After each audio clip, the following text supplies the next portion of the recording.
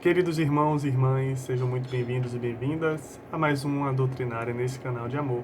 Eu sou a Mauri Neto e hoje serei o dirigente. Bom, vamos começar então a nossa doutrinária com a leitura do livro Pão Nosso, escrito por Chico Xavier e ditado pelo Espírito Emmanuel. A leitura de hoje é de número 20, intitulada A Marcha. Importa, porém, caminhar hoje, amanhã e no dia seguinte. Jesus, Lucas, capítulo 13, versículo 33. Importa seguir sempre em busca da edificação espiritual definitiva. Indispensável caminhar vencendo obstáculos e sombras, transformando todas as dores e dificuldades em degraus de ascensão. Traçando seu programa, referia-se Jesus à marcha na direção de Jerusalém, onde esperava a derradeira glorificação pelo martírio. Podemos aplicar, porém, o ensinamento às nossas experiências incessantes no roteiro da Jerusalém de nossos testemunhos redentores. É imprescindível, todavia, esclarecer a característica desta jornada para a aquisição dos bens eternos. Acreditam muitos que caminhar é invadir as situações de evidência no mundo, conquistando posições de destaque transitório, ou trazendo as mais vastas expressões financeiras ao círculo pessoal. Entretanto, não é isso. Nesse particular, os chamados homens de rotina talvez detenham maiores probabilidades a seu favor.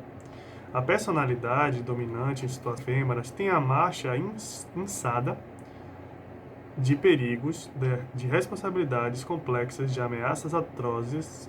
A sensação de altura aumenta a sensação de queda. É preciso caminhar sempre, mas a jornada compete ao espírito eterno no terreno das conquistas interiores. Muitas vezes, certas criaturas que se presumem nos mais altos pontos da viagem para a sabedoria divina se encontram apenas paralisadas na contemplação de fogos fatos. Que ninguém se engane nas estações de falso repouso. Importa trabalhar, conhecer-se, iluminar-se e atender ao Cristo diariamente, para fixarmos semelhante lição em nós. Temos nascido na terra, partilhando-lhe as lutas, gastando-lhe os corpos, e nela tornaremos a renascer. Bom, amados e amadas, após essa leitura edificante, vamos orar. Peço a todos que magnetizem, que mentalizem, melhor dizendo, o Mestre Jesus, para desde já agradecer por essa oportunidade de mais um dia de trabalho, de mais um dia que estarmos aqui reunidos em Teu nome, Mestre, buscando aprender, buscando nosso conhecimento, nos melhorar. Agradecemos a todo apoio desde já da equipe espiritual. Rogamos que esse apoio possa ser dado da melhor forma possível, que nós, encarnados, possamos também receber as boas energias, estarmos aptos a receber essas energias e, assim, realizarmos as nossas tarefas. Que o nosso irmão expositor de hoje, Antônio Barral, possa estar iluminado, imbuído de boas energias, para que, assim, guie da melhor forma possível a nossa doutrinária de hoje. Então, Mestre Jesus, com a tua permissão, damos por iniciado a doutrinária de hoje. Com a palavra agora, o nosso palestrante de hoje, Antônio Barral. Além da morte. Esse é o nosso tema, correspondente ao capítulo 29 do livro Roteiro. Neste livro, o prefácio, Emmanuel faz algumas afirmativas, algumas assertivas, muito importantes para que possamos, evidentemente, definir o nosso roteiro. Diz ele, em verdade, meu amigo, terás encontrado no Espiritismo a tua renovação mental. O fenômeno terá modificado as tuas convicções. As conclusões filosóficas alteraram a tua visão de mundo. Admites agora a imortalidade do ser. Sentes a excelsitude do teu próprio destino. Em função dessas afirmativas, sobretudo para nós espiritistas, Emmanuel faz um chamamento. Mas, se essa transformação da inteligência não te reergue o coração com aperfeiçoamento íntimo, se os princípios que abraçam não te fazem melhor à frente dos nossos irmãos da humanidade, para que serve o conhecimento? Se uma força superior não te educa as emoções, se a cultura não te dirige para a elevação do caráter e do sentimento, que fazes do tesouro intelectual que a vida te confia? Então, esse chamamento de Emmanuel para todos nós é um chamamento importante para definirmos o nosso rumo. Lógico, se estamos num roteiro e esta é a primeira lição, é preciso que a interpretemos com eficácia para não comprometer o restante da viagem. A forma como nos posicionamos ante a vida é o primeiro passo desse roteiro maravilhoso que Emmanuel nos convida a trilhar. Então, nós sabemos que o homem sempre abominou a morte. Mas a morte é um fenômeno íncito da vida, que não pode ser desconsiderado. Ao mesmo tempo que o homem teme a morte, ele é fascinado pela violência. E a doutora Elizabeth Kübler-Ross, no livro A Morte e Morrer, diz-nos que a morte é a suprema crise com a qual precisamos lidar. E, certamente, cumprida mais uma missão aqui na Terra, os espíritos seguem para a pátria espiritual carregando a sua bagagem. Carregando tudo. Tudinho. A bagagem dos feitos acumulados em suas existências físicas. Porque o reino da vida, além da morte, não é domicílio de milagres. A alma continua a sua posição evolutiva, a posição evolutiva em que se encontra. Todos chegamos ao plano espiritual como almas em aprendizagem, despojada da carne. São os mesmos homens que eram antes da morte. Claro que a desencarnação não modifica hábitos nem costumes. A desencarnação não arquiva os serviços inacabados das criaturas humanas. A morte não é uma estação de problemas insolúveis. Não ocorre nenhum milagre de transformação. Ninguém pode viver em situação que ainda não concebe. Mudamos de plano vibratório, então precisamos estar com as nossas antenas preparadas para esse novo campo vibratório. Então, cada um apenas consegue alcançar a periferia do círculo de valores e imagens que gerou. Cada ser, meus irmãos, atinge a vida até onde pode chegar a onda do pensamento que lhe é próprio. Por exemplo, se lembrarmos de um índio desencarnado dificilmente ultrapassa o âmbito da floresta. Então, as consequências dos nossos atos não desaparecem no silêncio do túmulo, porque a vida prossegue, além da morte, desdobrando causas e consequências. E tenhamos certeza de que a lei de causa e efeito à qual estamos submetidos, ela se aplica igualmente tanto na existência carnal como no além. Então, para onde nos conduz a morte?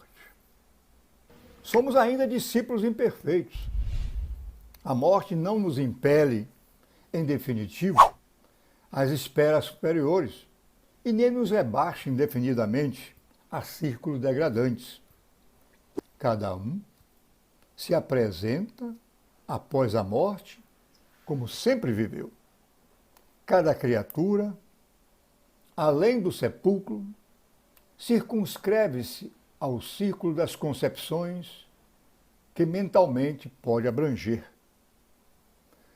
A criatura viciada, os escravos do prazer, o cérebro desvairado, os amigos da ignorância, todos seguem. Seguem com suas bagagens. Seguem inquietos, em aflição. Seguem perturbados. Porque a residência da alma permanece situada no manancial de seus próprios pensamentos. Estamos naturalmente ligados às nossas criações. Demoramos-nos onde supomos o centro dos nossos interesses. Então, isso explica a continuidade dos nossos hábitos e tendências, além da morte. Mas a grande maioria, presa às sensações da matéria, o apego, demora-se ignorando essa nova realidade. E aí muitos sentem a alma visitada por aflições e remorsos, receios e ansiedades. Como diz a irmã Otília Gonçalves, através de Divaldo Franco, se refletissem um pouco, perceberiam que a vida prossegue sem grandes modificações. Porque de imediato, ninguém foge. Ninguém foge ao poço de obscuridades em que está submerso. E, certamente, além do túmulo, há sábios e ignorantes, justos e injustos, corações no céu e consciências no inferno purgatorial. Muitos teólogos eminentes, tentando harmonizar interesses temporais e espirituais, obscureceram o problema da morte, impondo sombrias perspectivas à simples solução que lhe é própria. Isso que nos afirma é o próprio Emmanuel, no livro Caminho, Verdade e Vida, capítulo 68. Porque morrer, longe de ser o descansar nas mansões celestes, é recomeçar a viver. Fatalidade biológica. A morte é um fenômeno habitual da vida. A morte a todos nos aguarda. Fica difícil falar um tanto sobre morte, que dá a impressão lúgubre de coisas sombrias. Mas a morte é um fenômeno habitual da vida. Preparar-se para tal acontecimento é tarefa inadiável. O nosso irmão Herculano Pires, no livro Educação para a Morte, escrito por ele, nos diz que em nosso tempo só cuidamos da educação para viver e esquecemos de que vivemos para morrer. É muito difícil a gente entender isso, mas a verdade é que tudo muda, tudo tem mudado, nada é permanente nesse mundo material. Mas não mudou ainda o desconhecimento do ser sobre ele mesmo. Tudo muda exceto o desconhecimento do ser sobre ele mesmo. Então, apesar de tudo, o homem prossegue refém do medo da morte. A irmã Otília Gonçalves, mais uma vez, nos diz que apenas as almas esclarecidas e experimentadas na batalha redentora serão capazes de transpor a barreira do túmulo e caminhar em liberdade. O nosso irmão Herculano Pires nos diz também que o livro Céu e Inferno é um verdadeiro manual sobre educação para a morte. E lá, no item 10 do capítulo 2, Kardec justifica em 5 pontos por que os espíritas, por que os espiritistas não temem ou não devem temer a morte. Primeiro, a doutrina espírita transforma completamente a perspectiva do futuro. Segundo, a vida futura deixa de ser uma hipótese. Ela, exatamente, passa a ser uma realidade. Terceiro, o estado das almas depois da morte não é mais um sistema, porém um resultado da observação. Quarto, a vida futura é a continuação da vida terrena em melhores condições e os espíritas aguardam-na com confiança. 5. Os motivos da confiança decorrem dos fatos testemunhados e da concordância desses fatos com a lógica, com a justiça e a bondade de Deus. Então, o que nós lemos a respeito do prefácio do livro Roteiro, está tudo aqui justificado, está tudo aqui esclarecido. Certamente, numa perfeita simbiose entre o que diz Emmanuel e o que diz Kardec. Então, a reencarnação, meus irmãos, é a única oportunidade, ou é a verdadeira oportunidade, porque ela também representa o verdadeiro alicerce do Espiritismo. Então, a reencarnação é uma bendita oportunidade de evolução que nós não devemos jamais pensar em perdê-la. Existem aqueles que são os negadores do processo evolutivo do homem espiritual no além-túmulo. Esses certamente se definem contra o Evangelho. Porque nós somos uma somatória de muitas experiências vividas em muitas vidas. As experiências são as mais diversas, mas, com certeza, não constituem obra do acaso. Muitos ainda não puderam sair do campo milenário das reencarnações, em luta para enterrar os pretéritos crimes que não se coadunam com a lei. Por isso, se diz que todos somos fregueses da reencarnação. Enquanto isso, muitos outros desertam do quadro difícil, do quadro escabroso, em que o céu lhes concede, lhes permite a quitação com as leis divinas. Mas não adianta. Certamente voltarão em momento oportuno, com lágrimas de tardio arrependimento. Não perderiam precioso tempo se buscassem compreender as lições ocultas. Mas nós vamos vivendo nas ilusões e vamos perdendo as oportunidades. Nos arquivos do nosso inconsciente passado, encontram-se os extratos das experiências pretéritas que vai ditando os nossos comportamentos atuais. São todas as experiências que levamos além-túmulo e que são metabolizadas no nosso inconsciente passado e que retornam para trabalharmos todas as nossas imperfeições. E às vezes retornam sob a forma de conteúdos perturbadores. Porque no campo dos impulsos e compulsões psicológicas, o passado espiritual exerce uma predominância irrefreável. Daí vemos estados de obsessões, distúrbios mentais, delinquência, agressividade. Os remanescentes reencarnacionistas estabelecem parâmetros sutis de lembranças que retornam à consciência atual sob a forma de conflitos, distúrbios, tudo isso transferidos pelo nosso perispírito no momento da reencarnação, baseado num novo programa, num novo planejamento reencarnacionista. Esses elementos todos é que constituem a ponte de ligação entre o hoje e o ontem.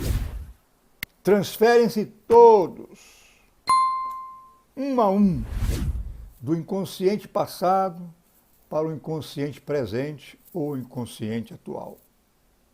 Então, temos que lembrar que é o ser espiritual, herdeiro de si mesmo, que transfere as fobias, insatisfações, consciência de culpa, complexos, dramas pessoais, de uma para outra encarnação.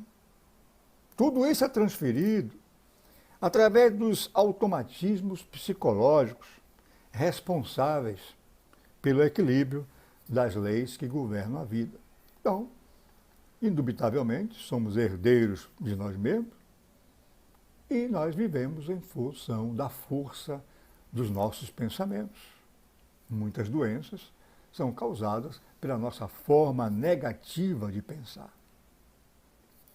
Unicamente a reencarnação esclarece a questão do ser, do sofrimento e do destino. Aí está o exemplo da grande justiça do Pai, porque a nossa sorte não está irrevogavelmente selada após uma existência. Teremos existências outras para fazer, para cumprir aquilo que não cumprimos nessa existência. Porque o segundo Emmanuel, no livro Religião dos Espíritos, toda restauração exige dificuldades equivalentes. Vejam bem, dificuldades equivalentes. Todo valor evolutivo reclama serviço próprio. Ninguém poderá fazer por nós. Nada existe sem preço. Nada existe sem razão de ser. Que ninguém recebe um berço entre os homens, isto é, ninguém reencarna, para acomodar-se entre a preguiça e a inércia, para viver no ócio. Não, é para trabalhar. Na vida terrestre, ainda na infância espiritual, estamos matriculados nesta escola, na qual o Pai nos concede o mais alto campo edificante e reeducativo. Temos que aproveitar as oportunidades de educação. Ninguém está aqui numa estação de repouso ou de férias, de turismo. Ninguém poderá aprender em seu lugar a lição que lhe compete. Ninguém poderá aprender por você aquilo que é lição para o seu processo evolutivo. Então, dentro desse abençoado campo de luta e de aprimoramento pessoal, cada dia que dispomos na carne é nova chance de recomeço. Vamos aproveitar. Estamos numa trajetória de aperfeiçoamento. Então, é imprescindível aproveitar as oportunidades de educação. É imprescindível estudar, educando e trabalhar, construindo. Porque, conforme o irmão Emmanuel, na trilha, ou melhor, no roteiro do aperfeiçoamento moral, não existem atalhos de facilidade. Não adianta se esconder, não adianta barganhar, não adianta querer subornar o que está previsto na própria lei divina. Consequência de tudo isso é que, na realidade, nós, após a morte nessa existência, continuaremos vivendo em outro plano e em condições diversas.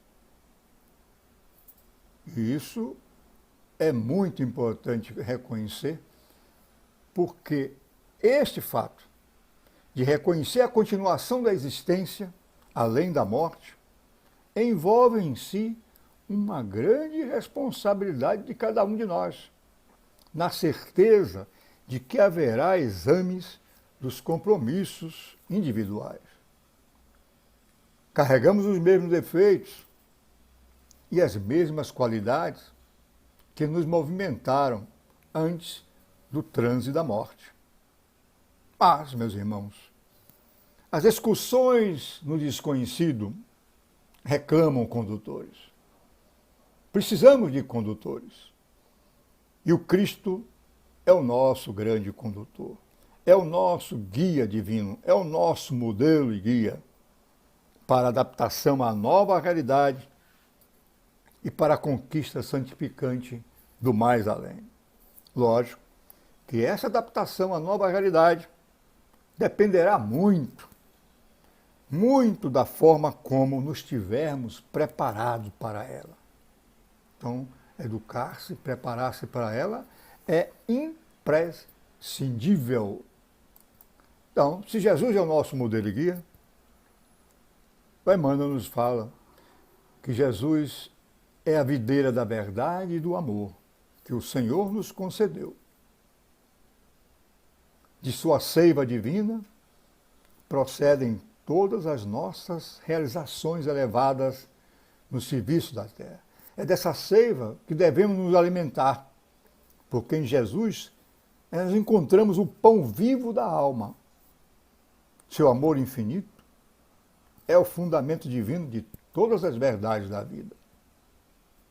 Somente com Jesus, no Evangelho bem vivido, é que reestruturaremos a nossa individualidade eterna para a sublime ascensão à consciência do universo, isto é, subirmos até conquistarmos os reinos dos céus, até chegarmos ao nosso Pai. Então, para tal, a necessidade do Evangelho é impositivo inadiável. Busquemos, então, com o celeste benfeitor, a lição da mente purificada, do coração aberto à verdadeira fraternidade, das mãos ativas na prática do bem, e o Evangelho nos ensinará a encontrar no Espiritismo o caminho de amor e a luz para a alegria perfeita.